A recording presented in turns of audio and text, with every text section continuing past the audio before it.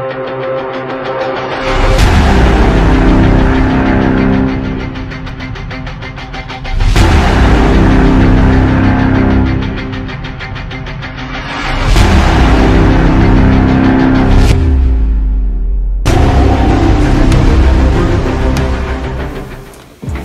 salut tout le monde, c'est Guyaden de la Team Breaker. Aujourd'hui je vais vous parler des annonces de Sunrise et Bandai qui ont lieu ce vendredi 2 février 2018. Donc du coup je vais d'abord commencer par Sunrise qui produit les séries animées Gundam. Et du coup nous ont balancé Gundam Build Diver. Alors du coup nous ont teasé sous forme d'épisode prologue. Et malgré justement ce prologue, on n'a pas appris tant de choses que ça. Tout ce qu'on sait c'est que ça ne suit pas Gundam Build Fighters ni Build Fighter Try.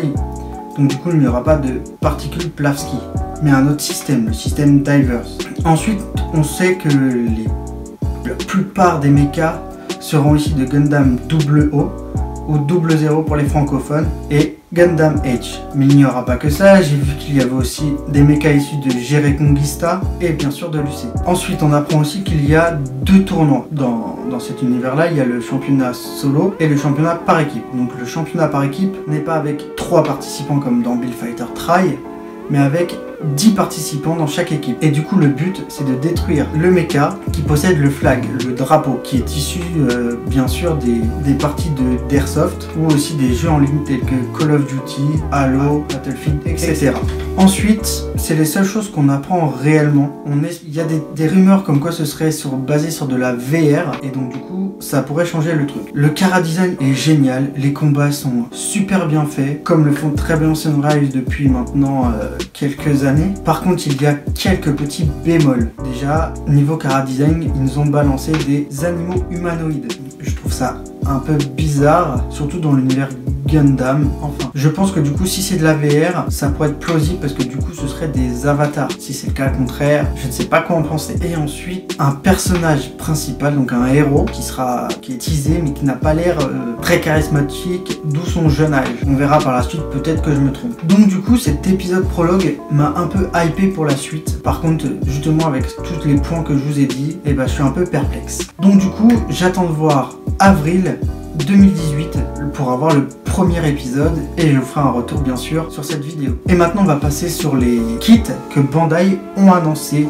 ce même jour là et du coup vous allez vous en douter, sont beaucoup issus de Gundam Build Diver. Allez, c'est parti. Côté Bandai qui nous présente ces kits AGBD, je vais tout de suite commencer par le premier kit qui est le Gundam H2 Magnum qui est prévu pour mars au prix de 1530 yens, soit 11,83 €. Ensuite, on arrive avec le Gundam O Diver, sortie prévue pour avril au prix de 800 yens, soit 6,19 €. Et je vous expliquerai pourquoi il n'est pas cher. Ensuite, nous avons le Grimoire Red Beret, lui aussi en avril, au prix de 1530 yens. Toujours en avril, on a le GM3 Beam Meister, qui est au même prix que de l'Edge 2 et du Grimoire. Pour mai, nous avons l'Ogre GNX à 1700 yens, soit 13,15 €. Nous avons aussi le même mois le Serabi Sherazade à 1870 yens et le Momo Couple à 530 yens.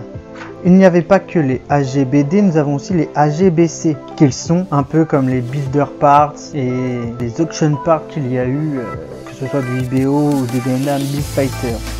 Donc on va commencer avec les sorties d'avril. Nous avons une base qui s'appelle Diver Gear qui sera à 580 yens, soit 4,60 €. Nous avons aussi le Changeling Rifle qui sera au prix de 510 yens, donc 3,94 €. Et en mai, nous avons le Diver Ace Unit à 580 yens et qui est en fait des Ocean Parts qui seront dédiés pour le Gundam O Diver. Et c'est pour ça que le Gundam O Diver est pas cher, parce que du coup couplé avec l'Ocean Part, on arrivera à sensiblement un prix de 11 € et quelques, donc le prix d'un HG au Japon. Donc voilà, et je trouve que c'est un bon plan marketing de la part de Bandai, parce que du coup pour le prix d'un kit, on a le kit plus des auction parts et je trouve ça plutôt sympa. Et on finit avec la HGBC. Le dernier c'est le Til Trotor Pack au prix de 680 yens qui fait 5,19 26 centimes. Voilà. Mais c'est pas fini, on va finir avec les 2 petits gars qui vont sortir, ainsi que 4 haros plats. Donc qu'est-ce que c'est un haro plat? Ce seront justement des kits, mais de la haro en fait, qui est la mascotte de Gundam. Et voilà, c'est fini pour cette vidéo. J'espère que tu l'as aimé. Donc mets un pouce bleu si c'est le cas. N'hésite pas à t'abonner à la chaîne. N'oublie pas de la partager à tes amis. Et à bientôt sur Team Breaker.